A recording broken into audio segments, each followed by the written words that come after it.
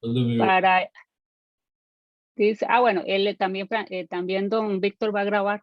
Don Manuel Antonio, es que yo le digo Tony en confianza, si nos hace el favor de empezar a grabar para tener a nosotros luego.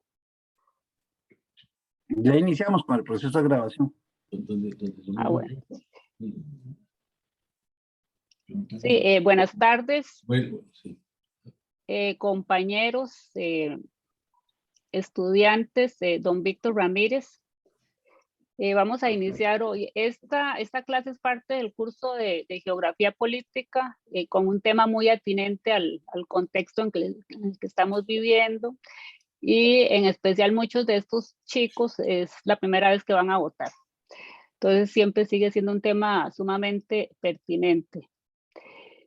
Nos acompaña el director de la carrera de Ciencias Geográficas, Manuel Antonio Solano Mayorga, que él va a dar unas palabras de recibimiento. Y luego continuamos con la conferencia que muy gentilmente don Víctor nos ha dado este espacio de interactuar con él. Gracias, Ileana. Bueno, compañeros y compañeras, que tengan muy buenas tardes. Para nosotros, para la Escuela de Ciencias Geográficas, don Víctor, es un honor contar con su presencia y con la participación suya en un tema tan interesante y que, bueno, pues cada 4 años lo vivimos, pero cada 4 años también tenemos esos retos y esos mitos de los que hablamos y los que queremos compartir con usted. Y creemos dentro de la Escuela de Ciencias Geográficas que contar con una persona con la experiencia y la trayectoria que tiene usted en la parte de la política nacional e internacional, pues es un honor y que nos va a ayudar mucho, no solo a entenderlo desde la geografía política, ¿verdad? Que es el curso que estamos desarrollando, sino también una motivación a gente joven, ¿verdad? Que, como dice la profesora, que por primera vez va a votar y que podamos intercambiar aquí algunas ideas, comentarios suyos, pero fundamentalmente de que usted nos dé esa visión sobre lo que van a ser estas elecciones del 2022 que ya las tenemos con nosotros. Entonces, don Víctor, de verdad que agradecerle su tiempo, su gentileza, porque sabemos de lo ocupado que es usted, pero para la Universidad Nacional es un honor y un gusto tenerlo y que usted comparta con nosotros. Así es que, don Víctor, no quiero extenderme de mucho y agradecerle de verdad esa gentileza suya y que tenga una muy buena tarde. Muchas gracias a ustedes por la invitación. El honor es mío realmente. Espero que algunas de mis palabras pues les sirvan de algo y que al final de cuentas pues algo se lleven para las casas de utilidad. Gracias, don Víctor. Ahora, perdón, voy a proceder a presentarlo para ya darle toda la oportunidad y el chance de compartir. Don Víctor Ramírez Zamora es abogado de formación, analista de la realidad política costarricense desde hace más de 35 años. En la prensa escrita, la radio, la televisión, ¿verdad? Ustedes, algunas personas lo han visto por Canal 7, que lo invitan con frecuencia. Fue parte de la jefatura de campaña en el campo de la comunicación de las elecciones para el Partido Liberación Nacional en el año 82, en el año 86 y en 1990. Y desde hace 30 años él está desvinculado de toda agrupación política partidaria. Entonces él es, como les decíamos, abogado, politólogo, empresario, él está constantemente monitoreando qué es lo que pasa en la política costarricense y de ahí el gran aporte que nos va a hacer esta tarde-noche. Ahora ya le damos la palabra a don Víctor. Muchas gracias, doña Iliana. Quería saber, los estudiantes, ¿cuántos estudiantes hay en este momento? Ahora, este curso es un curso pequeño que tiene 9 estudiantes matriculados. Hay algunos invitados que son compañeros académicos y tenemos a don José David. Este es el público que tenemos. Muy bien. ¿Y los estudiantes andan en edades de entre 18 y 24 años. 18 24 años. Muy jovencitos todos. Bueno, Ajá, todos jovencitos. muchas gracias. Bueno, yo puse como un título para crear cierta controversia, mitos y timos de la realidad electoral y virtualmente o directamente relacionadas con esta campaña en la que entramos. Quería entonces rápidamente irme un poco para atrás, dado que es tanta la juventud de parte de los estudiantes, que me imagino que algunos ni siquiera han votado nunca, y algunos quizá por las edades habrán votado en una única ocasión. Que quería irme hacia atrás en la historia electoral costarricense, por lo menos unos cuantos años, eh, porque imagino que los jóvenes de hoy desconocen cuál era la forma en que actuábamos durante las elecciones hace apenas 10 años para atrás. Y cuando yo hablo de mitos y timos, quiero hablar en primer lugar de lo que yo considero que era el primer gran mito que durante muchas décadas tuvimos en la vida electoral y en la vida política costarricense. El gran mito era que éramos la mejor democracia del mundo. Eso se escuchaba muy a menudo entre los costarricenses, y sobre todo vinculado con las campañas electorales, porque además estábamos convencidos que nuestras campañas electorales eran también las mejores del mundo, y los costarricenses acostumbrábamos llamarle la fiesta cívica.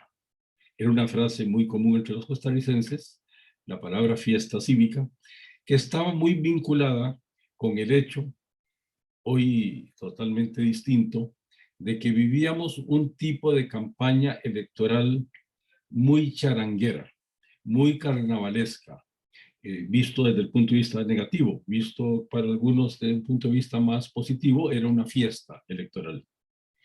Pero en mi criterio, yo que viví por dentro ese tipo de campañas, estoy convencido de que el tema de que estaban vinculadas con una actitud charanguesca o carnavalesca era mucho más, expresaba más la realidad que lo de la fiesta cívica, que tenía bastante de fiesta, pero muy poco de cívico. Nuestras campañas electorales vivían de signos externos muy fuertes en esos entonces, cosa que hoy para los jóvenes sería muy extraño, en donde virtualmente se embanderaba casi todo el país. Eso costaba mucho dinero, del cual ahora hablaré un poquito sobre cómo se financiaban ese tipo de cosas. No sé si pasó algo o no. Es que veo que a mí me parece aquí Luis Vargas. No sé si ustedes Ah, me están viendo. sí, es una persona que entró. Ok, muy bien, vamos. Esas campañas electorales costarricenses casi que no se estilaban en ninguna parte del mundo, pero los costarricenses nunca nos dimos cuenta de que eso era así. No solo las plazas públicas, el embanderamiento, las camisetas, los signos externos en general, las pintas en las calles, el día de las elecciones, los guías electorales, es decir, eso acumulaba una parafernalia electoral enorme que costaba muchísimo dinero. Y entonces nos quedábamos, digamos, con la parte accesoria y carnavalesca de una campaña, pero la esencia de una campaña quedaba por fuera. Y yo hago aquí una breve reflexión antes de seguir para preguntarles a ustedes, pero yo puedo expresarles si no tienen respuesta, que es, ¿para qué son las campañas electorales? Porque todo en la vida tiene un propósito y una campaña electoral también. ¿Para qué son las campañas electorales? Bueno, no importa, yo voy a responder y ustedes si quieren acotar algo adicional me lo dicen. Las campañas electorales deben ser o son el medio inteligente y decoroso para elegir a los más aptos, Para eso se hacen las campañas electorales aquí o en cualquier parte del mundo. Es un proceso en el que se presentan los diferentes candidatos y partidos. Cada quien presenta sus puntos de vista, sus programas, sus gobiernos, sus credenciales, su historial, sus puntos de vista, para que se confronten esos puntos de vista y que los electores puedan ver entonces cuáles son los puntos de vista que se le presentan al electorado, cuáles son las opciones políticas y que los ciudadanos puedan, una vez que hayan visto todas esas opciones, tomar la mejor decisión. Para eso son las campañas electorales aquí o en cualquier parte del mundo. Es un medio que idealmente debe ser inteligente y decoroso para elegir a los más aptos. ¿Qué ocurría en esa Costa Rica en la que como mito mayor creíamos que éramos la mejor democracia del mundo, cosa que por supuesto nunca ha sido cierto? Ahora más adelante haré un paréntesis sobre ese tema. Y sobre la creencia también muy falsa de que nuestros procesos electorales eran ejemplo para el mundo. La gente utilizaba muy a menudo la idea de que quizá el mundo está viendo, es decir, las campañas en las que estamos. El mundo está seguro absorto y casi de rodillas, asombrado de ver la maravilla de campañas que los costarricenses teníamos. Eso no solo no era cierto del todo, porque esa parte accesoria y charanguesca o carnavalesca ensombrecía casi que por completo la esencia de un proceso electoral, que es que colisionen las ideas, que los ciudadanos conozcan cuáles son esos puntos de vista, y las posibilidades de que eso ocurriera eran muy bajas. Eran muy bajas porque transitaban esas elecciones por plazas públicas, por caravanas de carros, por el conteo que hacíamos los costarricenses de cuántas banderas había en un barrio, por el conteo que hacían los costarricenses de cuántos carros andaban con stickers de uno u otro partido de aquí, si iban de aquí a La Juela o de aquí a Cartago. Y nos quedábamos con la parte trivial, banal, accesoria de una campaña, y la esencia de la campaña estaba en general absolutamente perdida. El número de debates, la calidad de las entrevistas, la confrontación de las ideas, el análisis real de los grandes problemas nacionales quedaba por fuera. Nosotros hemos vivido durante los últimos 4 u 8 años, pero sobre todo los últimos 4 años, los costarricenses, un análisis mucho más a fondo de los problemas que realmente aquejan a la sociedad costarricense. Los problemas de la estructura del Estado, los problemas del déficit fiscal, los problemas de cómo se debe financiar ese déficit fiscal, el problema de la deuda externa o interna, el problema de los pluses salariales o el problema de las pensiones de lujo, etcétera, etcétera. Eso es muy poco común en la historia costarricense, lo que hemos vivido los costarricenses en los últimos años. Tan poco común que hace apenas 4 años, en la última campaña, casi no hubo debate sobre estos temas y terminamos los costarricenses votando a favor o en contra del matrimonio igualitario, o a favor o en contra de la Virgen de los Ángeles, para ponerlo de una manera un tanto irónica. Pero la diferencia entre lo que yo creo, y aquí adelanto mi posición sobre esta campaña, es que paradójicamente creo que estamos entrando a una campaña en medio de una pandemia, en medio de problemas muy serios, de muy diversa naturaleza, en medio de un abultado número de candidatos, creo que estamos entrando a una campaña electoral en la que puede llegar a ser casi que una campaña ejemplar, una campaña en la que haya un nivel retórico, un nivel ético, un nivel de compromiso de parte de los candidatos, sobre todo de los principales candidatos, realmente superior al de casi cualquier campaña anterior. ¿Por qué? ¿Por qué creo eso? Porque creo que influyen varios factores en que podría ser así. Primero, porque definitivamente todo el ambiente charanguesco o carnavalesco de las campañas del pasado, hoy del todo no existe. Aquí ya no vamos a ver, como no se vio en las convenciones de los partidos, como no se vio en la última elección, no veremos casi que una bandera, no veremos una plaza pública, no veremos camisetas, no veremos stickers en los carros, no veremos las guías, y, y toda la organización que había alrededor del día de las elecciones, que costaba muchísimos millones y que nos trataban a los costarricenses como si fuéramos ignorantes absolutamente, sobre todo, como si llegábamos y de la mano un muchachito nos tomaba para decirnos en cuál aula íbamos a votar, ¿verdad? Como si fuéramos todos analfabetos e ignorantes.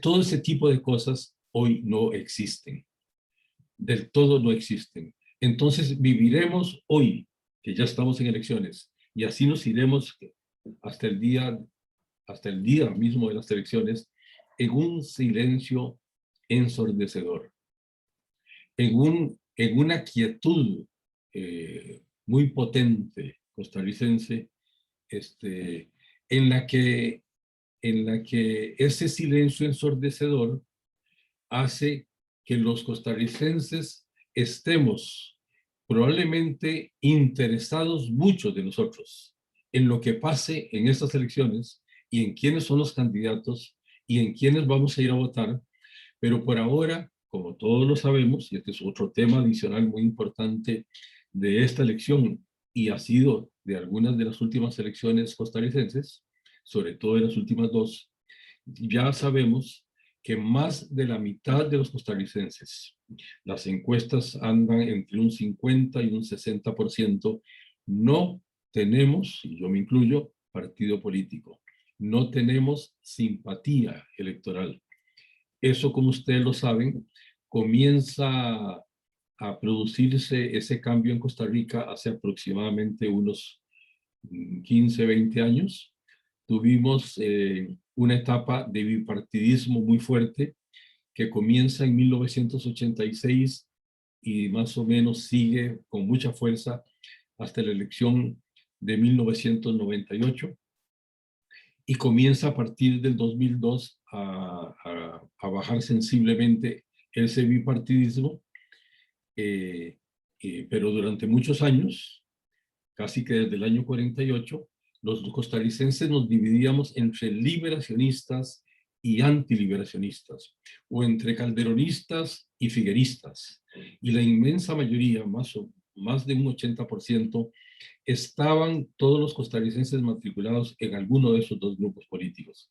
Y de antemano, desde que comenzaban las elecciones, el 80 y pico por ciento ya sabía desde ese momento por quién iba a votar. El cambio costarricense con respecto a esos años es enorme. Hoy, más de la mitad de los costarricenses, como ocurrió hace 4 años y como ocurrió hace 8 años, no saben hoy por quién van a votar. Entonces, ese grupo, ese contingente enorme de ciudadanos que son los que terminarán definiendo esta elección como la definieron hace 4 años y hace 8 años, son fundamentales y serán un elemento adicional importante por el cual creo yo que podría ser que paradójicamente esta sea una campaña ejemplar o una campaña de mayor calibre retórico y ético con respecto a las anteriores. Además, para añadir, digamos, o abonar en este punto de vista, los ciudadanos costarricenses están mucho más empoderados que nunca antes. Empoderados por las redes sociales y empoderados en general en sentirse mucho más cercanos a la vida democrática y saber que su punto de vista, su manera de ver las cosas, tiene un valor en nuestra sociedad. Ese valor se lo dan una nueva cultura que hay, pero en general, digamos, el acceso a las redes sociales y la manera en que pueden expresar cuáles son sus puntos de vista. Y en esta ocasión, a diferencia de antes, habrá mucho costarricense, que habrán blogs, habrán entrevistas, habrán comentarios en que se le hagan preguntas a los ciudadanos, a los candidatos, perdón, a la presidencia o a las diputaciones, en que muchos ciudadanos les cuestionen sobre diferentes temas importantes de la vida nacional. Además, como dije antes, nosotros durante estos 4 años hemos analizado mucho más, casi que cualquier otro momento de nuestra historia, y yo diría que ahí nos podríamos ir casi hasta 1821, sin ninguna elección, se ha analizado más a fondo los problemas de Costa Rica. Y me detengo un poco de esto por si a ustedes les asombra, si a algunos de ustedes les asombra de mi aseveración, en cuanto a que si nos fuéramos para atrás, no tengo tiempo para entrar en detalles, pero yo les aseguro que los grandes temas nacionales, de nuevo, digamos unos cuantos, el déficit fiscal, la estructura del Estado, el tema tributario, el tema de la Caja Costarricense de Seguro Social, el tema del ICE, etcétera, eran temas que casi nunca se analizaban a fondo en Costa Rica. Y voy a poner solo un ejemplo de los muchos que podría para tal vez que quede más clara esa diferencia entre lo que hoy vivimos y la conciencia que hoy tenemos sobre estos temas y lo que se tenía hace apenas unos 15 o 20 años. En el último gobierno de Óscar Arias, el presidente de la Caja Costarricense de Seguro Social, el señor Eduardo Dorian, le aumentó la cesantía a los 50,000 empleados de la Caja de 12 a 20 años. De un plumazo.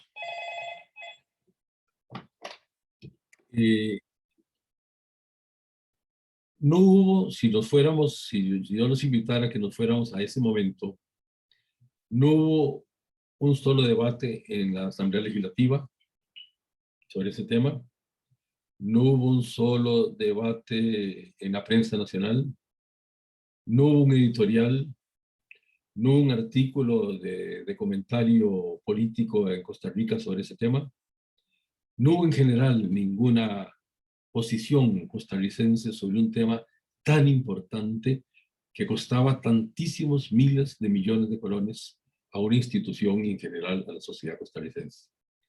Si un gobierno hoy hiciese algo así, por supuesto que es imposible que lo haga, se cae, ese gobierno se cae. Es decir, el escándalo nacional sería inconmensurable.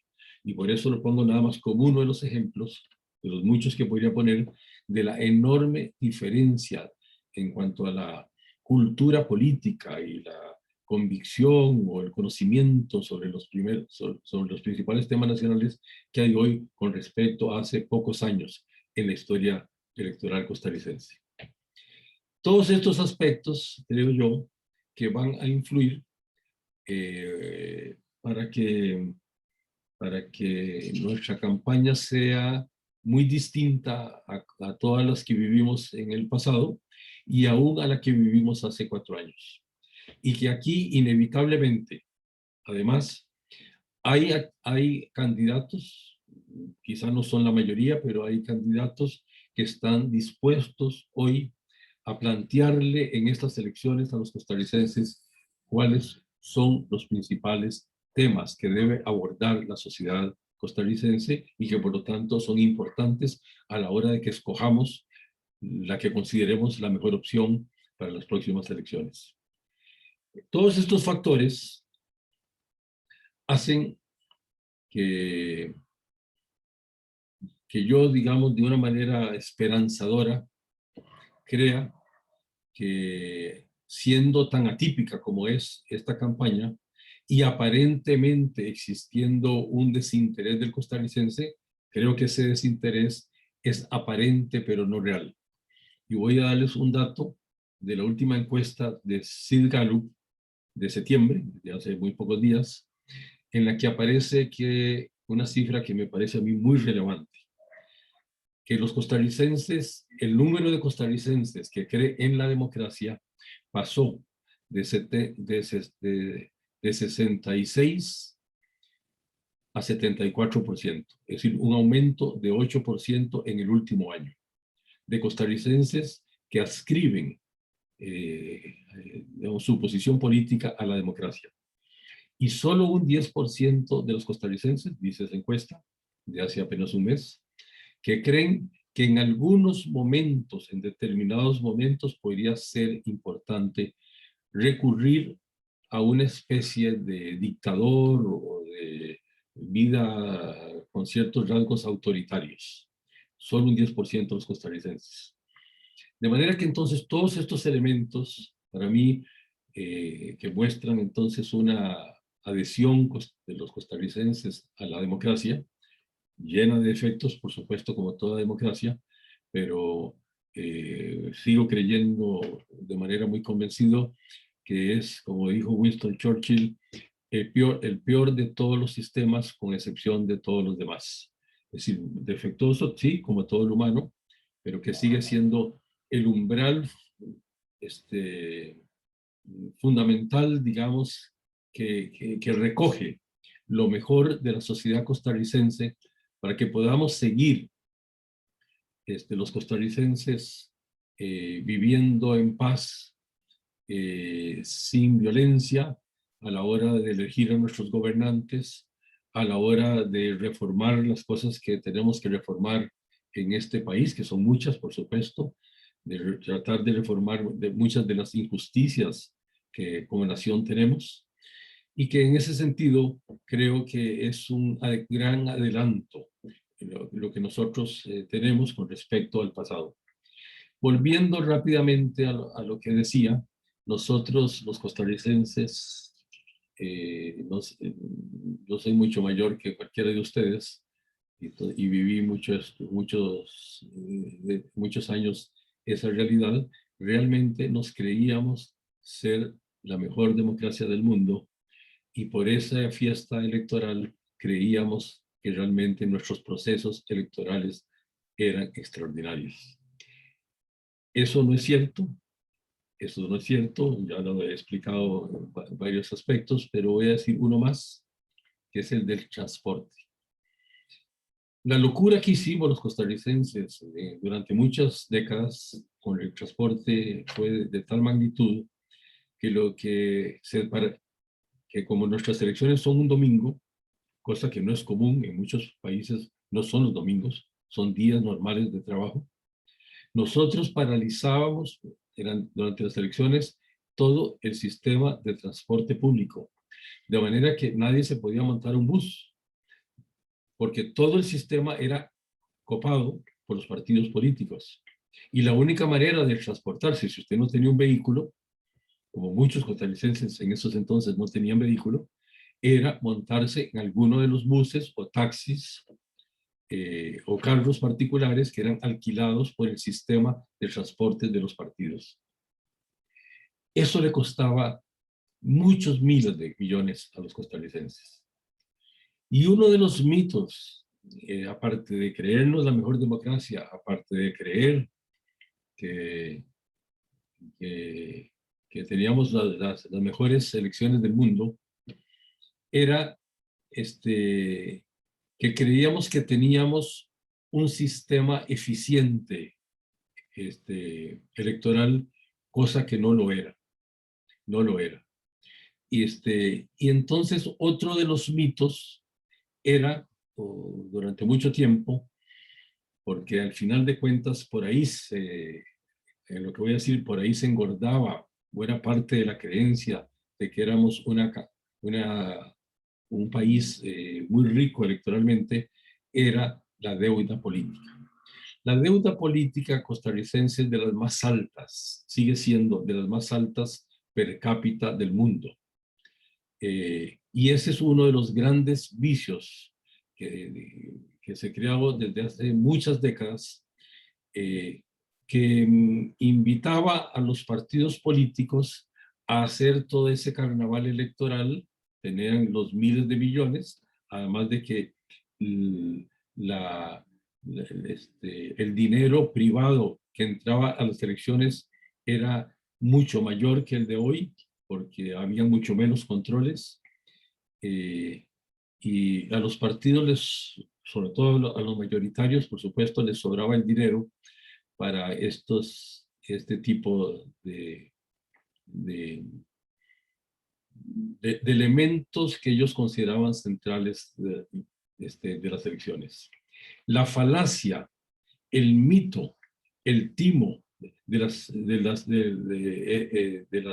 transporte era de tal magnitud que consideraban los partidos, y eso lo expresaban abiertamente, que tenían que transportar al 80% de los costarricenses, que solo el 20% de los costarricenses iba por sus propios medios. Falacia total.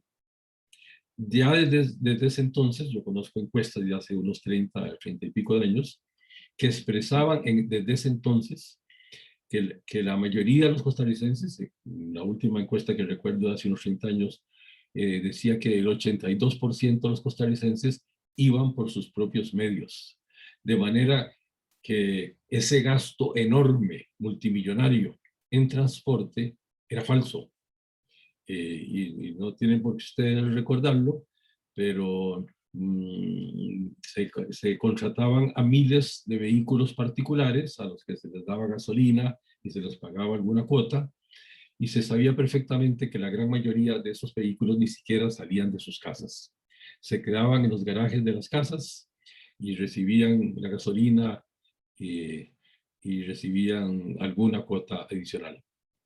Como ocurría parecido también con otro tema, que era un gran mito, una gran falacia electoral, que era el tema del embanderamiento.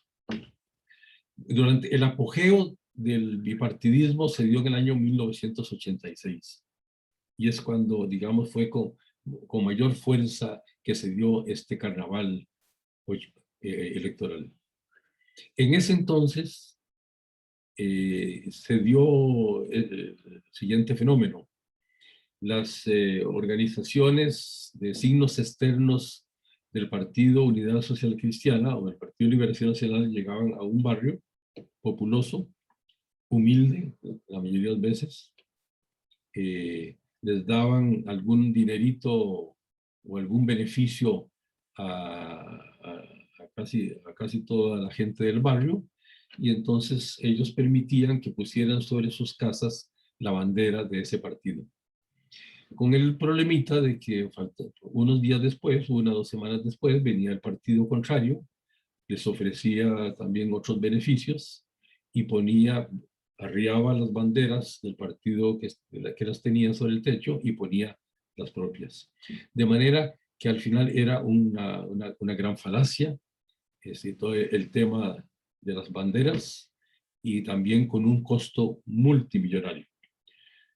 Recordemos rápidamente que el jefe de signos externos en 1986, en la campaña que gana Oscar Arias, el jefe de signos externos de Liberación Nacional se llamaba Ricardo Alem, quien era presidente del Banco Centroamericano de Integración Económica, de nombre pues que hoy todos los costarricenses sabemos que estaba vinculado desde ese entonces, y hoy sabemos que desde mucho antes, con el narcotráfico y con el lavado de dólares.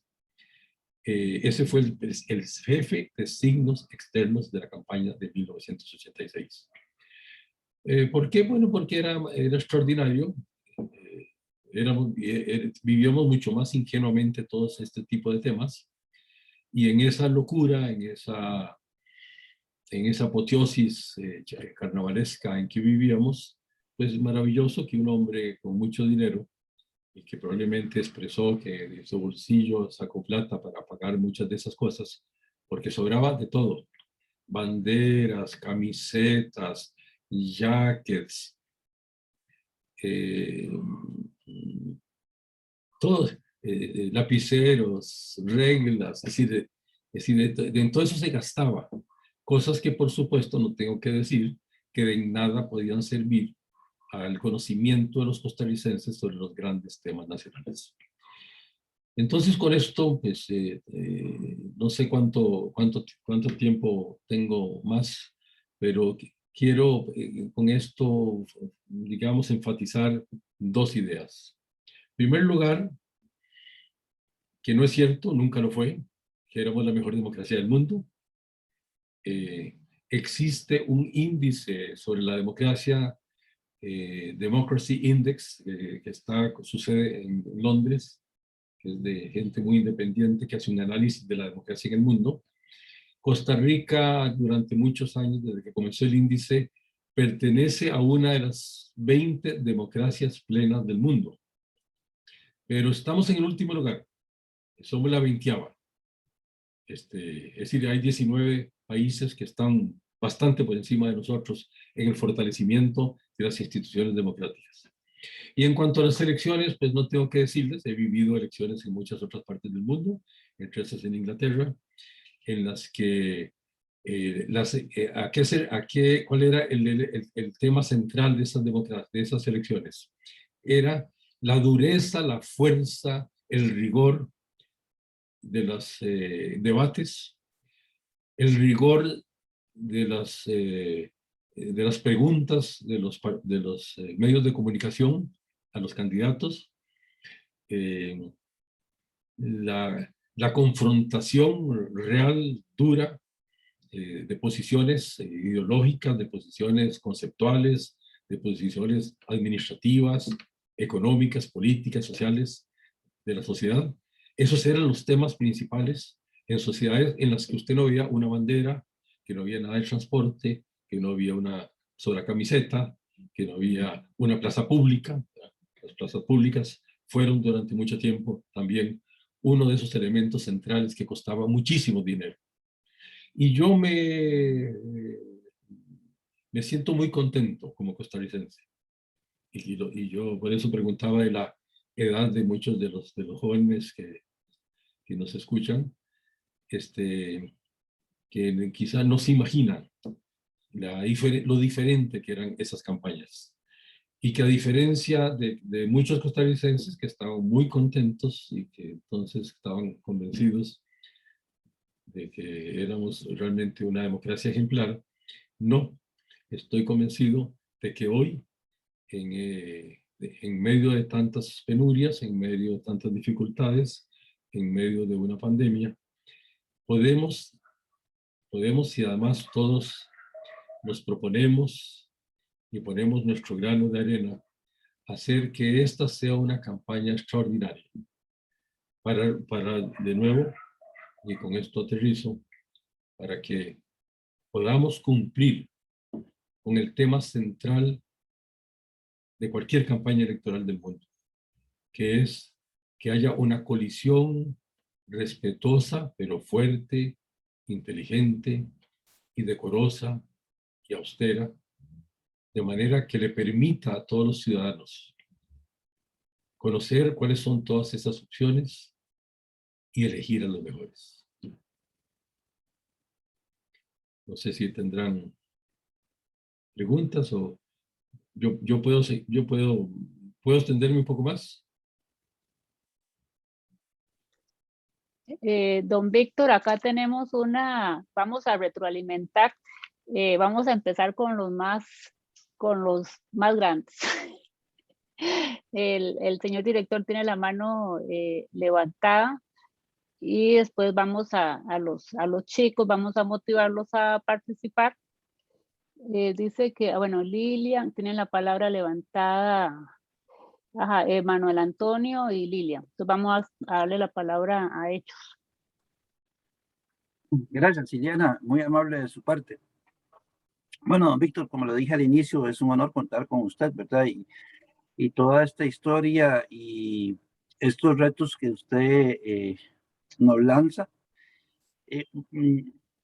Este es un tema que uno le gustaría tener 4 o 5 horas, ¿verdad? Para poder hablar y conversar, don Víctor, porque realmente es un tema que es apasionante, ¿verdad? Yo creo que nosotros tenemos una enorme responsabilidad desde las universidades públicas inculcar a nuestros estudiantes el compromiso por lo que se avecina. Esta similitud que usted hacía ahora de lo que vivía el país hace unos 25, 30 años, ¿verdad? Es una historia que vivimos en la Universidad Nacional también, ¿verdad? En la época de los 70, en la época de los 80, en la época de los 90, era igual. En la una era los comunistas y los no comunistas, ¿verdad? Es decir, y había una gran, pero una gran participación de los partidos políticos tradicionales en Costa Rica en la conformación de las federaciones de estudiantes, ¿verdad? Creo que todos conocemos, bueno, tal vez la población joven no lo conoce ahora porque como usted lo dijo, esa situación es muy diferente de hace 25, 30 años de lo que vivimos hoy día, ¿verdad? Es muy, muy diferente. Es tan diferente, ¿verdad? Que nosotros, incluso a nivel de la Universidad Nacional, con un poquito más de 20,000 estudiantes, estando en plena pandemia, estando todos bajo presencialidad remota, que es la modalidad en la que nosotros trabajamos, de un poquito más de 20,000 estudiantes, solo participaron un poquito, cerca de 1,500 estudiantes para elegir al directorio de la federación, cuando era más sencillo hoy día entrar a una computadora, un teléfono, una tablet, votar y punto, ¿verdad? Y esas son las contradicciones que a veces uno dice, bueno, ¿cómo funciona esto? ¿Por qué se está dando esta? ¿Por qué se está dando esta apatía? Y eso a uno realmente le llama la atención. Yo no quiero extenderme mucho porque yo quisiera más bien, como dijo usted, motivar a la gente joven a que participe, que interactúe con usted, porque yo creo que hay cosas que nosotros tenemos que resolver. Yo siempre le digo a los estudiantes, don Víctor, y compañeros y compañeras, que ellos dentro de 15 o 20 años van a estar en diferentes organizaciones, diferentes oficinas donde se toman decisiones. Y las decisiones hay que tomarlas de verdad lo más estudiadas posibles, porque de lo contrario vamos a estar reproduciendo el sistema que nosotros tenemos hoy día, ¿verdad? Y que yo creo que eso es muy peligroso.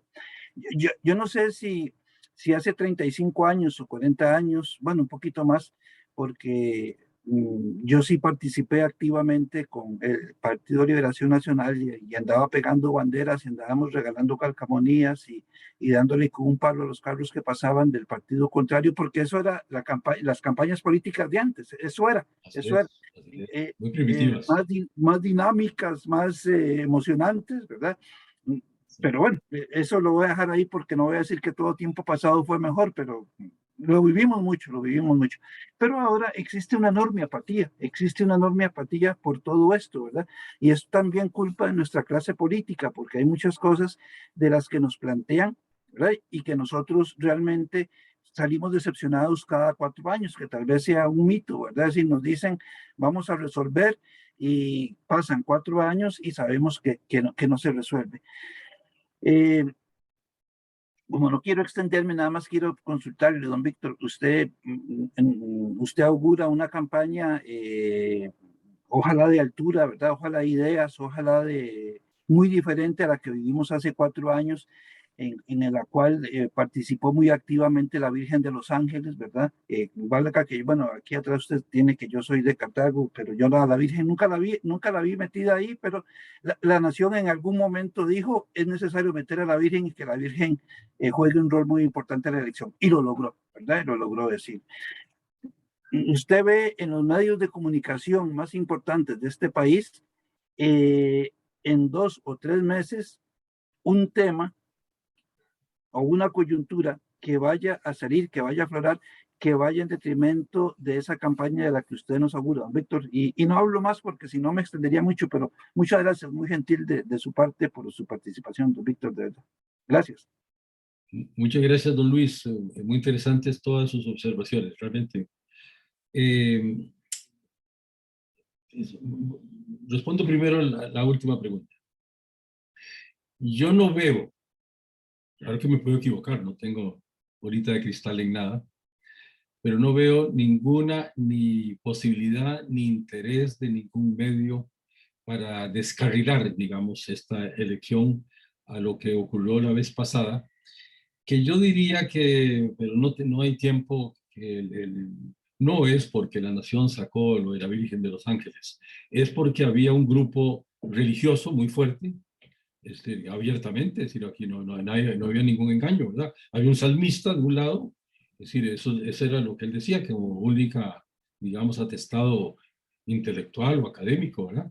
Un cantante salmista, evangélico, abiertamente, y al frente, pues, una persona, digamos, laico, de una vida laica, ¿verdad? Absolutamente, abiertamente.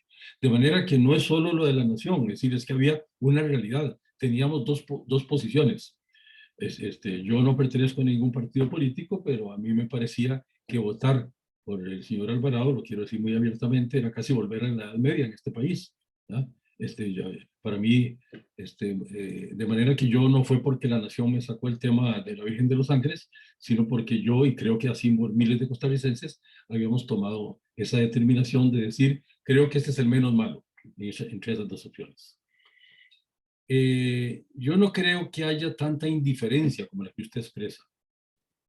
Es que eso siempre es muy engañoso, porque claro que el silencio, como decías, es ensordecedor. Es decir, no hay manera de decir, ¿cómo nos engañábamos antes? Creyendo que porque, como usted lo expresó, salíamos a pegar una bandera o a pegar gritos en las calles o a utilizar el pito del vehículo, ¿verdad?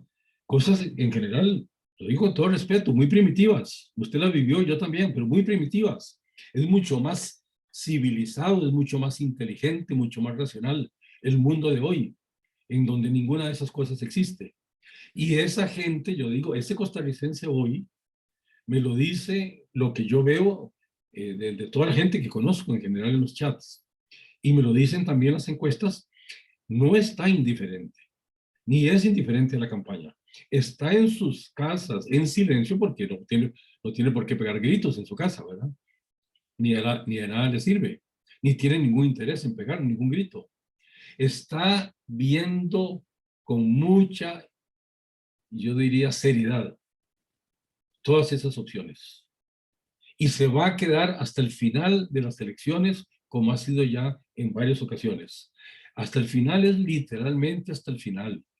De las últimas encuestas sabemos, de las últimas 2 o 3 elecciones, sobre todo de las últimas 2, que un muy alto porcentaje de los costarricenses tomó su decisión, unos el mismo día, casi que frente a la una, unos la noche anterior, unos el día anterior, un porcentaje importante la semana anterior y un porcentaje ya muy alto un mes antes, entre el día de las elecciones a un mes antes. Pero muy importante, tan importante que ese fue el que definió en estas últimas 2 elecciones el ganador. De manera que no nos engañemos. Yo veo a un costarricense más inteligente, más informado, más independiente, más racional, con mucho menos, con casi nada del elemento emocional político que tuvimos los costarricenses durante muchas décadas. La gente de nacimiento era figuerista o antifiguerista. Así era, esa era la realidad. Era como un pecado mortal en Costa Rica pasarse de partido. Es decir, los costarricenses se sentían orgullosos. Es interesante en un análisis sociológico o psicológico de ese tema. Era casi orgullo a que yo nazco y muero en el mismo partido. Bueno, ocurrió la maravilla.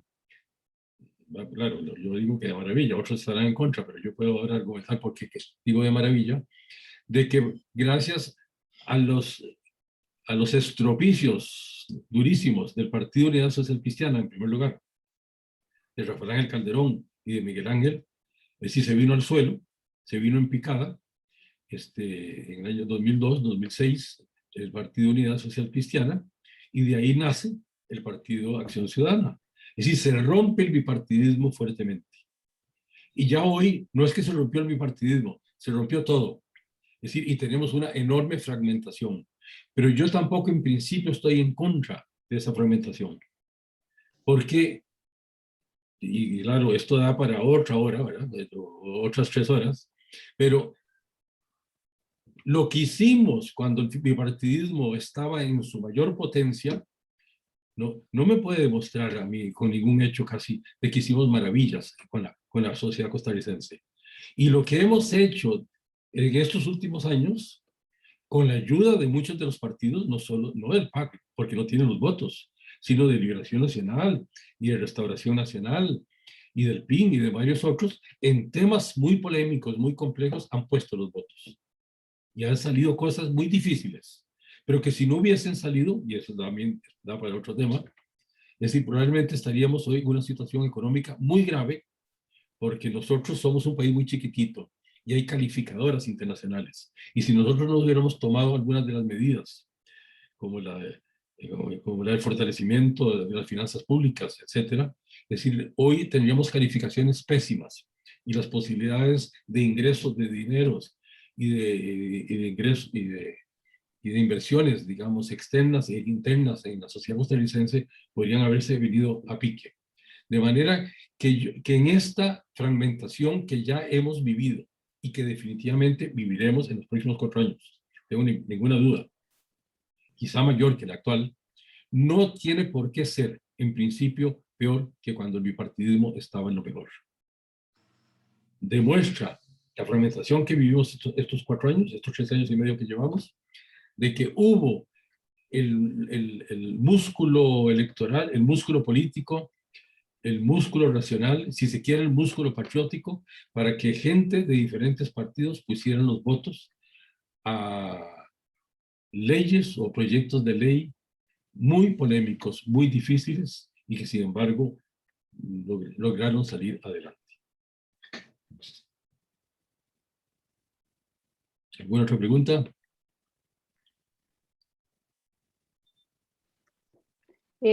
Luis tiene la mano levantada. Ahora ya vamos con los chicos. Muy bien. Creo que tenía la orden la profesora Lidia. Lilian dice que prefiere oír las voces jóvenes, que después al final queda un chancecito, entonces vamos los más grandes. Ok, perfecto. Bueno, muchas gracias, la verdad, por este espacio. Mi duda es, o la duda que yo tengo es, por ejemplo, vivimos ya 2 campañas electorales en donde se dio una polarización de opiniones, en donde la primera se eligió al PAC por primera vez por un tema de voto, de que los demás votaron en contra de Liberación, que fue, así fue como quedó Luis Guillermo Solís. Y después, en la siguiente, se dio el tema de la polarización por el tema de las personas con Fabricio Alvarado y Carlos, ¿verdad? ¿Usted ve que estas elecciones vayan a dar un panorama similar? Y si es así, por ejemplo, ¿qué efecto negativo tiene que la misma agrupación que lideraba Fabricio Alvarado se polarizara tanto y que se fragmentara? O sea, eso lo debilita para esta campaña, ya no tiene tanto potencia como la anterior.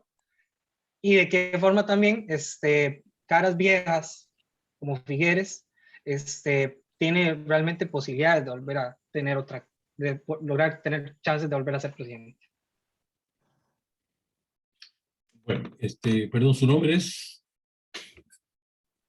Luis. don Luis, mucho gusto.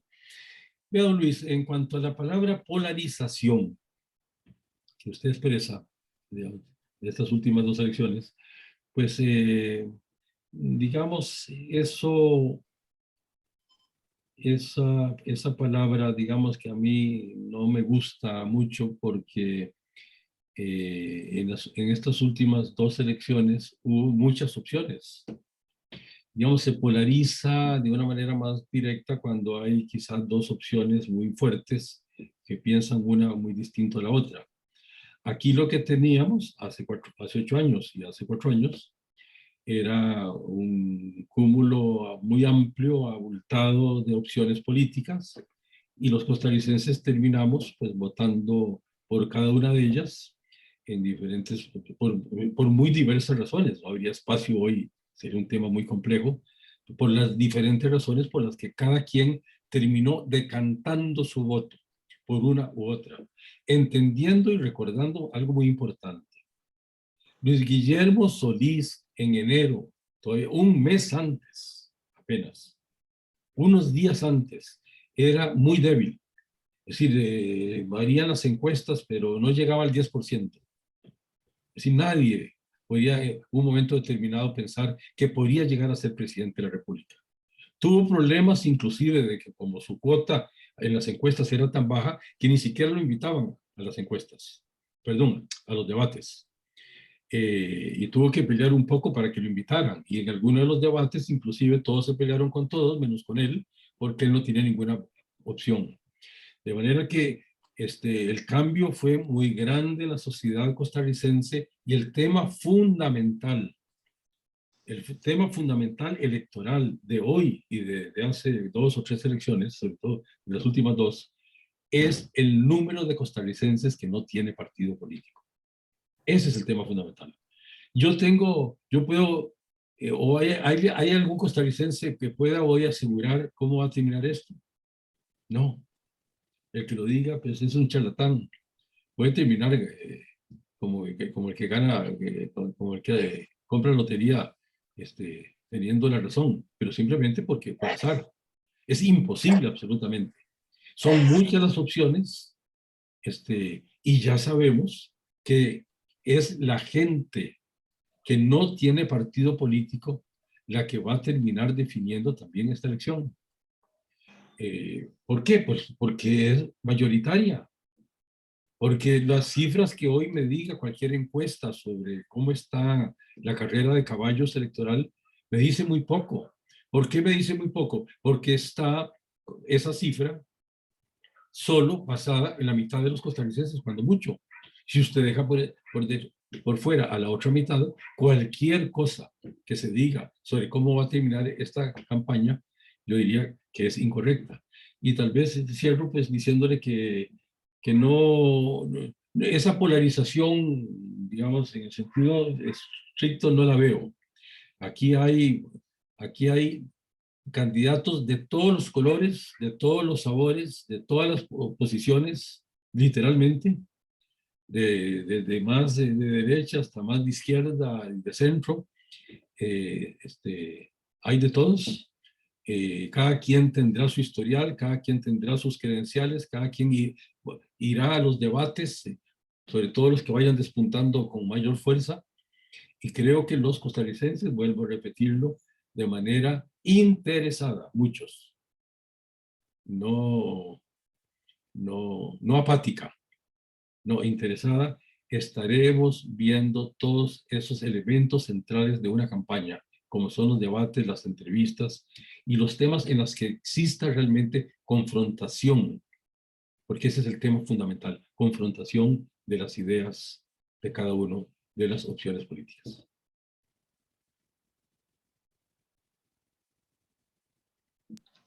Me quedó claro, muchas gracias. Muchas gracias. Kevin tiene la mano levantada. Sí. Bueno, voy a prender la cámara, a ver si puedo. Un momento. Ok. Hola, buenas tardes. Muchas gracias por el espacio. Bueno, sobre el tema me surgen 2 consultas, digamos que puntuales. La primera sería como, ¿qué significa que alguien se mande como diputado y presidente al mismo tiempo en la misma campaña electoral? Porque digamos, por ejemplo, desde mi lectura y desde la lectura de muchas personas, es como que dice, van a ver nada más que se agarra, digamos, ahí a jugarse el chance, y digamos, también representa como que tal vez como que la clase política está perdiendo el interés en qué significa ser presidente, qué significa ser diputado, qué significan los distintos poderes, y es nada más, vamos a ver qué agarramos.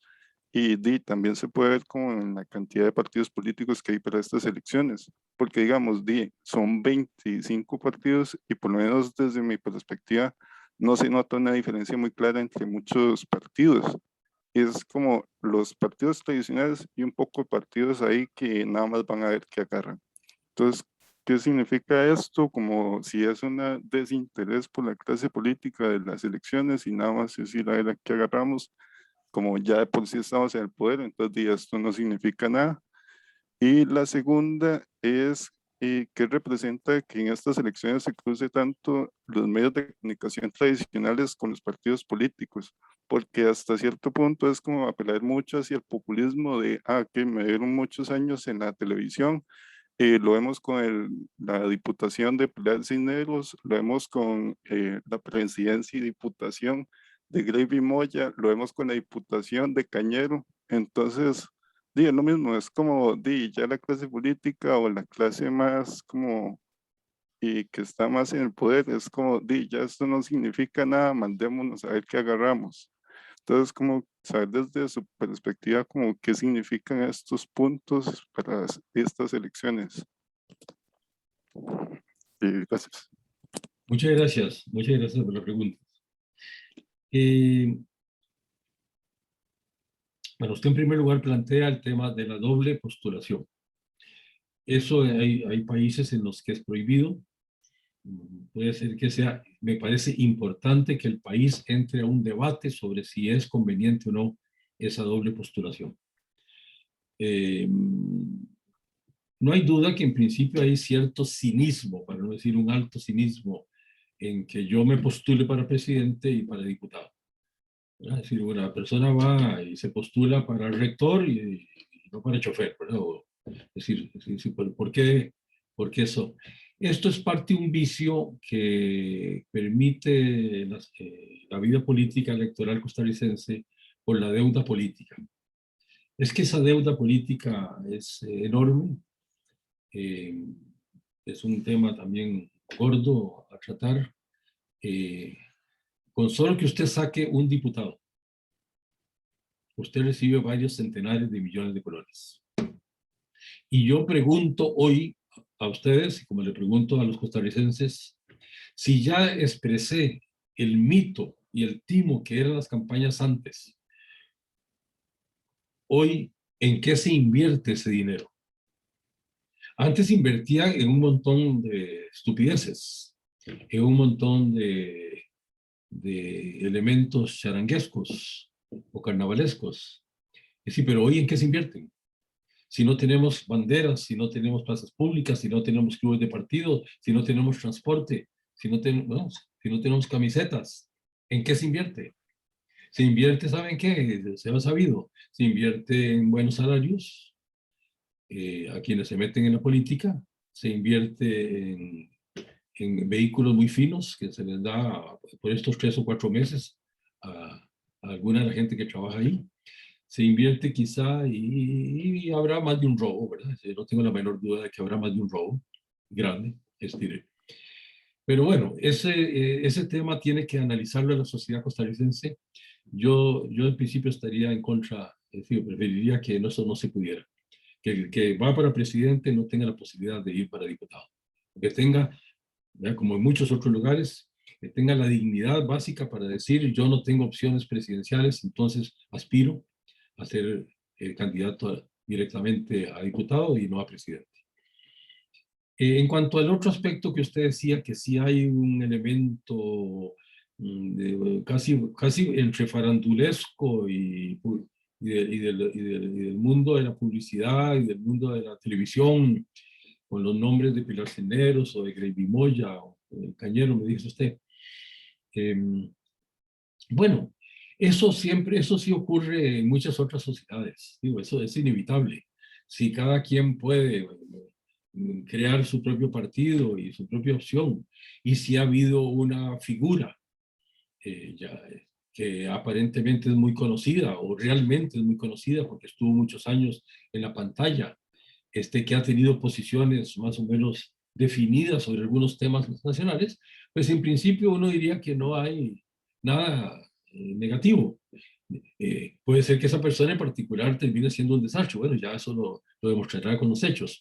Pero yo no estaría en contra a que alguien así en principio se lance. Estamos con 20 y pico opciones, estamos claros. Al final de cuentas terminarán 2 pasando a una segunda vuelta de esos 25. Lo importante, de nuevo, no es que haya 25. Se sabrá de camino muy rápido que habrán muchas de esas, unas 15 por lo menos, que en realidad no existen.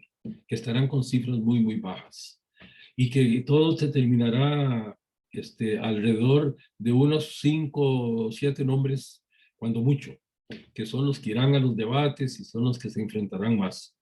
En cuanto a la distinción de esos, que es otro tema que usted lo plantea, sí, hoy es más difícil.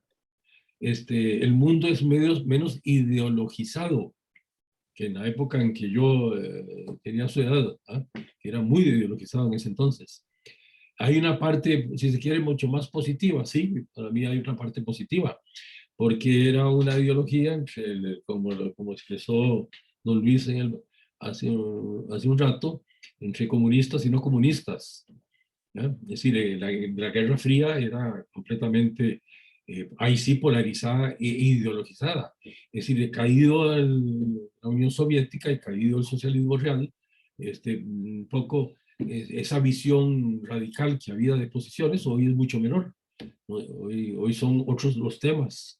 De manera que sí, hoy son otros los aspectos que mueven en general, yo diría desde el punto de vista publicitario y retórico, a una elección costarricense.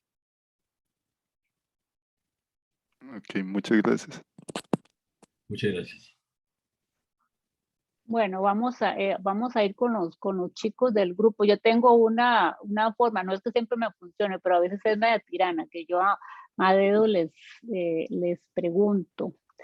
Vean, en este caso nos interesa conocer, bueno, don Víctor nos indica, ¿verdad?, muy claramente que él tiene esperanza en el resultado de las próximas elecciones de febrero, y que las personas están más informadas, son menos emocionales, son más racionales, analizan todas las opciones y al final deciden su voto horas antes o el día antes o en ese mismo momento. Ahí en esa dirección, ¿qué piensan ustedes? Bueno, los que no han ido a votar, ¿qué es lo que les inclina por ir a votar? ¿Están de acuerdo con ir a las urnas? ¿Qué es lo que, y cuál es la motivación para ejercer ese voto y en qué se inclinarían sus preferencias a partir de esos 25 o 26 candidatos que nos menciona Kevin, que ya nos dijo algunos? Vamos a ver, me gusta preguntarle a Héctor. Bueno, creo que la intención de ir a votar sí la tengo presente. No sé, no me he fijado ahorita cuáles candidatos están así, excepto de Figueres. Vi que Otto Guevara también creó un nuevo partido. No sé cuál es la intención de crear un nuevo partido. Si me podría responder eso. No sé si Villalta se encuentra. Creo que eso sería tal vez una opción por cómo ha ejercido como diputado, cómo ha defendido tal vez a los jóvenes y a las universidades públicas. Y creo que eso sería de mi parte. Muy bien. Muy bien, muchas gracias. Nada más una observación a lo dicho por Iliana en cuanto a los resultados. Yo no sé cuáles van a ser los resultados.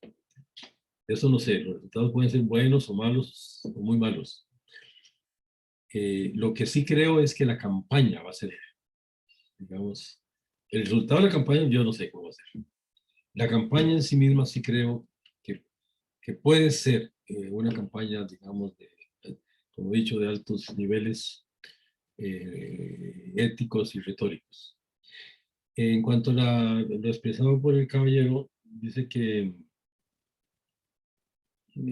pues lo que expresa es que a este momento conoce pocas de las opciones, conoce la que todos conocemos, pues, por supuesto por haber sido presidente de la República, que es la de José María Figueres, que tiene, como todos sabemos, varios votos a su favor y está un poco a la cabeza de esas elecciones, pero que tiene números muy fuertes de gente que expresa abiertamente que nunca votaría por él. De manera que eso está por verse, cuál va a ser esa fuerza. Y en cuanto a los otros, pues usted lo que va a hacer, no tiene por qué ser hoy, que estamos apenas comenzando la campaña, pero usted en estos 4 meses que faltan va a escuchar mucho más a todos, los va a ver mucho más a todos, ya no solo a esas 2 o 3 que usted expresó, y puede ser que haya de camino gente que le interese lo que diga, que le guste, ¿verdad? Por los compromisos que haga y por las observaciones que haga sobre la vida nacional. De manera que, bueno, me parece que lo que usted está expresando es, al día de hoy, todavía conoce poco de las muchas opciones que tenemos. Creo que de aquí a 2 meses, si conversaríamos de nuevo, va a ser mucho mejor lo que usted conozca. Y de manera que difícil, siempre es muy difícil. Siempre es muy difícil, siempre es muy imperfecto, ¿verdad? Es decir, porque cómo definir, al final de cuentas, por muy intencionado que uno esté, en cuáles de todas esas opciones la mejor o la menos mala, nunca es, ni en esta ni en ninguna sociedad, una labor fácil. Pero bueno, a eso nos vemos enfrentados los costarricenses y ojalá que lo hagamos de la manera más inteligente y responsable posible. Con respecto a lo de Otto Guevara, la creación de un... Sí, yo no le veo ninguna posibilidad, no sé, usted me dice que en cuanto a Otto Guevara, ¿qué pienso yo de Otto Guevara? No, la creación, ¿en qué se basa la creación de un nuevo partido? Haber abandonado el... Bueno, es un poco el juego nefasto de la política costarricense en la que, no sé, como si fueran productos a los que ustedes los empaqueta con diferentes colores y no importa cómo se llamen, no importa, ¿verdad? Es decir, es como ponerle envoltorios distintos a una caja, ¿verdad? Eso habla mal de nuestra vida política, pero es una parte real, ¿verdad?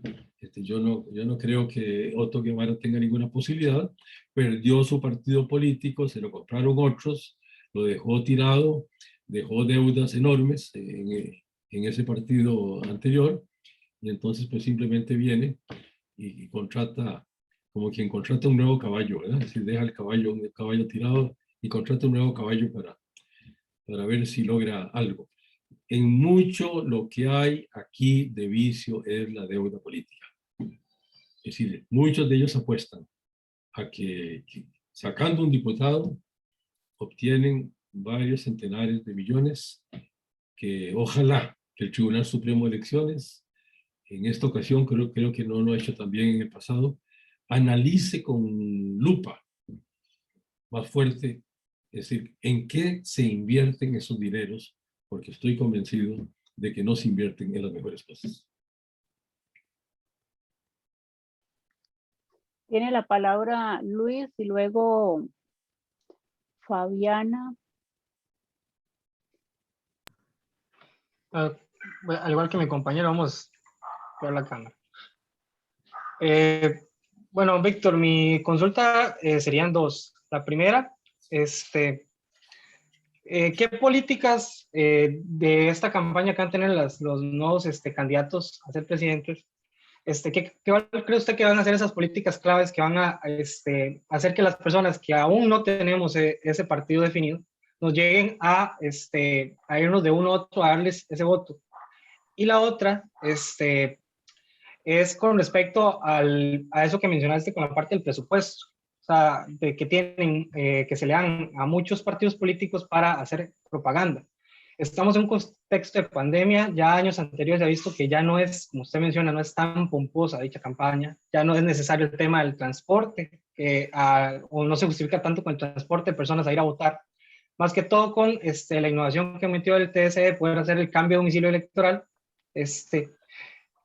¿En qué se gastan dichos gastos? ¿En qué se justifican tener recursos tan altos para destinar la campaña cuando ya ahorita, por ejemplo, en redes sociales, como se ha visto en el caso de Estados Unidos, en la campaña en la que quedó Trump, o en la que pasó con un ejemplo más cercano en El Salvador, con Nayib, en donde con menos recursos se puede lograr alcanzar a más personas y simplemente está como una forma de generar gasto, por otra parte.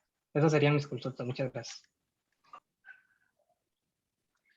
Otro de los mitos que no expresé de las campañas costarricenses, y ahí sí en muchas otras campañas en el mundo, es el tema de la propaganda. La propaganda en general tiene una capacidad de persuasión colectiva mucho menor de la que se le atribuye. Hubo la creencia en el pasado de que haciendo una buena propaganda ya las personas podían salir electas. Eso nunca fue así, pero no hay tiempo hoy jamás para ahondar en ese tema. Otro día con mucho gusto podríamos hablar de ese tema. Y hoy mucho menos, puesto que ya esa propaganda que en el pasado era tan común, de centenares o miles de anuncios en la radio, en la prensa, en la televisión, de muchísimas vallas, que por cierto es de lo último que queda, las vallas.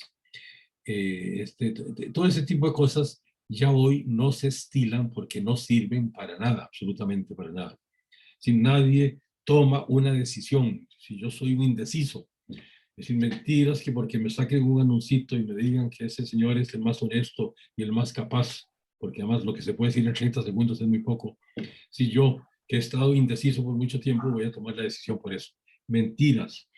Aquí van a ser los temas reales, no la propaganda. La propaganda le llamo yo a lo pagado, ¿verdad? A lo pagado. Cuando yo pago algo, entonces yo soy dueño del contenido y de la forma, es decir, de ese espacio. No, la realidad, ¿cuál es la realidad? Digamos, la realidad mediática, la realidad periodística. ¿Cuál va a ser esa? Los debates, las entrevistas, los análisis, los programas de análisis, no solo los de los medios de comunicación, sino lo que se hagan en chats y en blogs y en tantas formas que hay. Es decir, ahí es donde la gente irá decantando en las críticas, en los cuestionamientos, en los análisis, en los debates, las diferentes posiciones. Hoy es muy difícil en general para cualquiera de estas opciones nuevas abrirse espacio. Hace poco hubo un candidato que duró muy poco tiempo, el señor Valenciano. Tal vez ustedes han visto unas vallas de ese señor, porque tenía mucho dinero, y puso varias vallas, con bastante plata cuesta eso, que dicen 1 millón de empleos. Qué fácil decir eso, ¿verdad? Yo le diría, ¿por qué? Mejor 2 millones de empleos en vez de 1, ¿no le parece? Es decir, ¿por qué no puso 0 desempleo? Mejor, más fácil. Es decir, hoy, de nuevo, es muy difícil, porque hoy somos menos ingenuos, menos ignorantes. Yo en ese sentido creo que es mentira que todo tiempo pasado fue mejor, que este es el mejor momento. Puede ser que mañana diga lo contrario, pero hasta el día de hoy, que este es el mejor momento de la sociedad costarricense, de la democracia costarricense y de la vida electoral costarricense. Y que claro que por supuesto entonces, que usted puede tener toda la plata del mundo, ¿y qué? ¿En qué le invierte de manera que usted se traiga a miles de costarricenses? No existe esa magia. En el fondo nunca existió, pero hoy menos que nunca. Eso no existe. Será un tema muy difícil para cada uno de ellos. Tendrán que ver qué cosas reales, serias, responsables, inteligentes digan para despuntar y que ojalá, despuntando, sean invitados a los debates nacionales, que no podrán tener 25 personas, obviamente, tendrán a los 5 o 10 que tengan más opciones, y cuando tengan esos 5 o 10 ahí, con base en las encuestas, con más opciones, lo que veamos de ellos cuando se confronten, cuando analicen, cuando expresen sus opiniones, nosotros, ustedes y yo y todos, tendremos más opciones para tomar la decisión, ojalá correcta.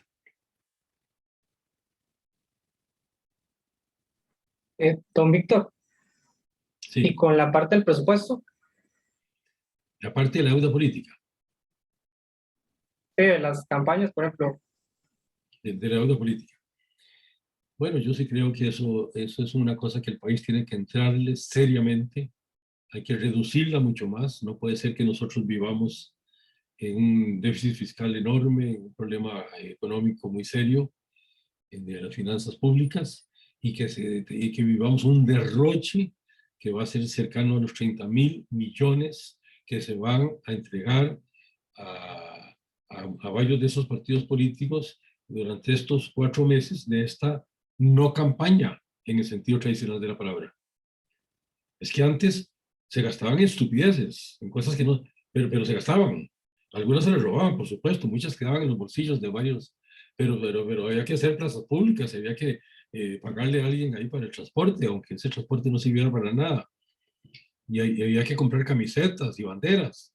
Es decir, hoy que no hay nada de eso, ¿en qué diablos se van a gastar los candidatos? Me parece que ese debe ser un tema de esta campaña electoral. Este debe ser un tema. Y ojalá haya uno o varios candidatos que se atrevan a decir que renuncian a un porcentaje importante de esa deuda política. Porque buena parte de los vicios que podemos tener electorales se deben a esa millonada, que es un queque, un pastel exquisito, que es, al final de cuentas, para muchos, estoy seguro, el tema principal. Muchas gracias, todo muy claro. Muchas gracias, Luis. Fabiana tenía la mano levantada. Hola, don Víctor. Bueno, lo mío era más que todo una consulta. ¿Cuál cree usted o cuál considera usted que es la mejor opción cuál es el candidato con mejor opción para votar este año? ¿Usted cuál considera o qué piensa? Me gustaría saber cuál es su opinión respecto a esto con este tema. No, Fabiana, yo voy a hacer lo mismo, Fabiana, que muchos costarricenses. Si yo tuviera partido, pues le diría que voy por tal partido. Yo hoy no tengo partido hace 30 años. Espero morirme sin partido político. Y yo lo que haré, efectivamente, me parece la actitud más seria, es ver todo el proceso electoral, escuchar a todos los candidatos, ver las confrontaciones, ver cuáles son sus posiciones sobre los temas más importantes y más candentes de la sociedad costarricense. Y cuando ya haya visto todo, tomaré mi decisión. Además de camino podrán venir cosas que es imposible sospechar o predecir en estos momentos. Podrán venir escándalos, podrán venir hechos sobre algún candidato, hechos personales, lo que fuera. De manera que no, me parece que la manera más responsable que puedo hacer es esperarme al final, cuando yo haya visto todo. Para eso son las elecciones. Para que cada una de esas opciones me exprese, ¿ya? ¿Quiénes son? ¿Qué piensan? ¿Qué opinan? ¿En qué están a favor y en qué están en contra? Es decir, entonces yo como ciudadano creo que lo responsable es esperarme hasta el final y en esos momentos, Fabiana, yo le diré por quién votar. Pero unas horitas antes del día de las elecciones. Muchas gracias. Muy bien, vamos a ver, no veo más manos levantadas. Voy a hacer algún llamado. Adrián.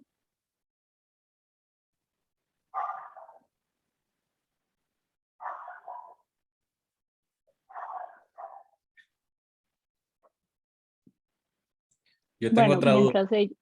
Ajá. Héctor. ¿Qué políticas o qué cree que planteen para jalar el voto joven los candidatos? Adrián, eso nunca es fácil, porque el voto joven es ¿cuál voto joven? El voto joven josefino, el voto joven herediano, el voto joven de la frontera, el voto joven de las costas, el voto joven de la gente de clase media, por usar un término así muy genérico, de gente marginal. Es decir, ningún tema es fácil, ningún tema. Y al final expresar de manera colectiva, decir, una visión de eso que llamábamos propaganda política, no era fácil, nunca lo fue fácil, hoy menos que nunca. De manera que ni con el voto joven, ni con cualquier otro tema que usted me diga, yo tendría una respuesta fácil.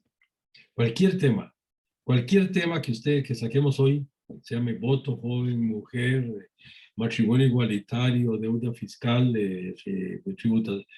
manera de tributar los costarricenses, cualquiera de los temas, va a tener gente que opine distinto de acuerdo a sus intereses, de acuerdo a su punto de vista. De manera que, bueno, eso es parte de lo complejo que es la vida en democracia. La vida en democracia es mucho más compleja que la vida autoritaria, ¿verdad? Yo me quedo 1000 veces con la vida democrática, con sus complejidades, con sus dificultades. Me parece muchísimo mejor, por 1000 razones, pero entre otras, porque uno de los temas centrales de la política es la sucesión del poder. Y que permitamos y que los costarricenses hayamos tenido posibilidades de ir a elecciones durante 70 y pico de años de manera ininterrumpida, sin problemas, sin violencia, sin restricciones de ninguna naturaleza, eso es de un valor enorme. Es de un valor enorme. Si vemos en muchos de los países que nos rodean, esas cosas las tuvieron por algún tiempito y hoy están flaqueando seriamente. Y nosotros tenemos la dicha, en medio de tantos defectos y dificultades, de que tenemos 70 y pico de años de tener elecciones ininterrumpidas, en donde todos libremente hemos ido a votar para que podamos decidir cuál es la mejor opción. Y tengo otra. Tal vez en las elecciones anteriores se dio de mucha importancia lo del matrimonio igualitario. Sí. ¿Cree que este año toma importancia lo de la legalización de algunas sustancias? Puede ser, ojalá, yo diría que ojalá, que es uno de los temas, no es un tema central, ¿no? Es un tema más privado si se quiere, pero es un tema de política pública, ¿verdad? Yo personalmente creo que la prohibición de muchas de las llamados psicotrópicos es uno de los grandes errores de la historia humana, uno de los grandes fracasos de la historia humana. Eso, si le tenemos permitido el alcohol, ¿verdad?, que es una droga mucho más potente y dañina, ¿verdad?, y sobre el cual se pueden gastar miles de millones en propaganda todos los días y abiertos miles de bares, etcétera. Es decir, y tenemos una prohibición que ha sido un fracaso de todo punto de vista, un fracaso policial, un fracaso en cuanto a los adictos, un fracaso en cuanto a las grandes mafias que han acumulado miles de millones, totalmente ajenos a la vida normal, no pagan ni siquiera impuestos, ni pagan nada. Me parece que es un tema que este país y que muchos otros países deben entrarle seriamente. Ya son muchos años de este fracaso estrepitoso que tanto daño le ha hecho a nuestra sociedad y al mundo.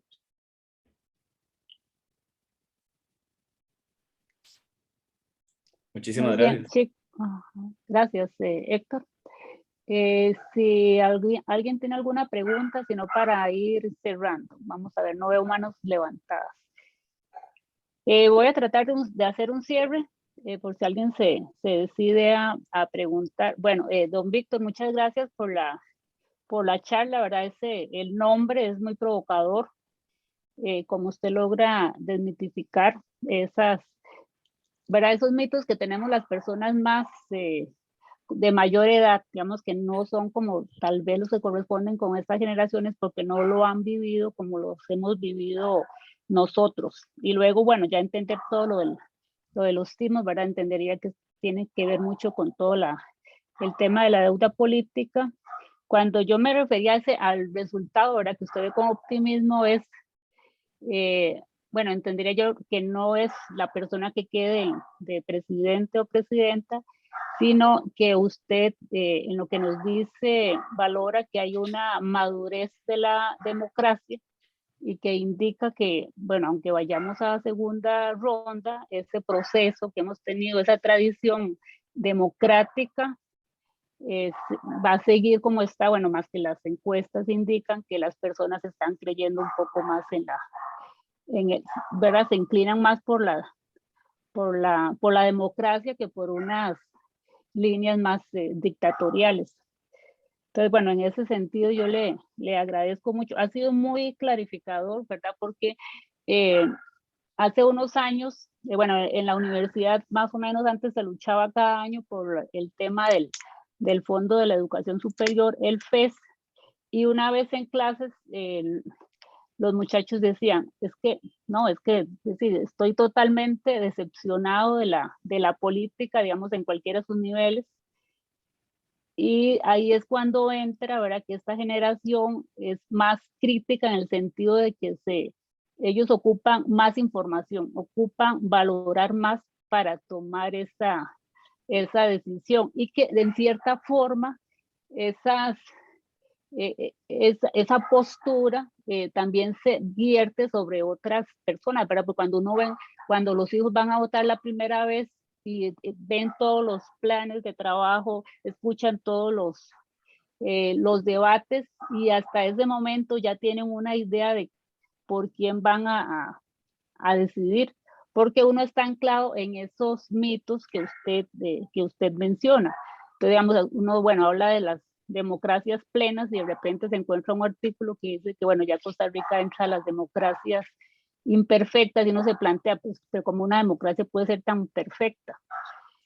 Y eso, en ese sentido está muy bien, ese sentido crítico y desmenuzador de esa realidad, de una experiencia a lo largo de los años. Yo cuando trabajo con ellos, yo les digo, es que hay que referirse a las fuentes, pero en este caso, la fuente suya es la experiencia que es de un alto valor, de tener de estar acá, de estar fuera del país, de vivir tantos procesos, de haber participado en campañas en los años 80, desligarse de todos los partidos políticos, y ahora nos llega con una posición muy clara, donde el mensaje es, y yo al igual que el resto de las personas que han manifestado en las encuestas, a partir de tener todas esas opciones, elegiré mi voto y no sé si va a ser horas antes, el día antes o una semana antes.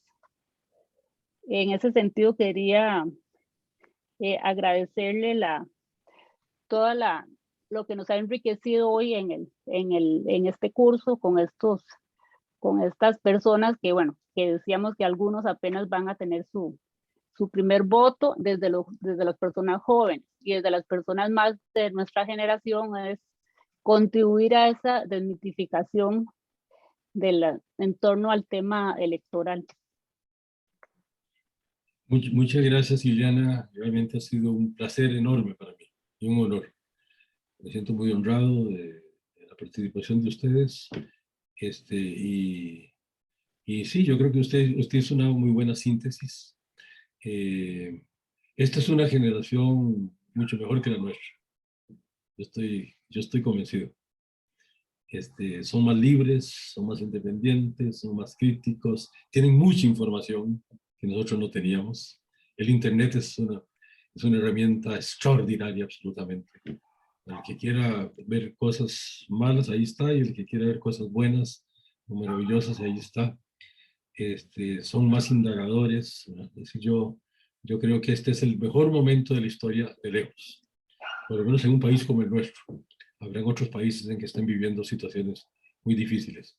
Y creo que en buena parte es muy bueno en nuestro país porque vivimos en democracia. Imperfecta, por supuesto, pero vivimos en democracia.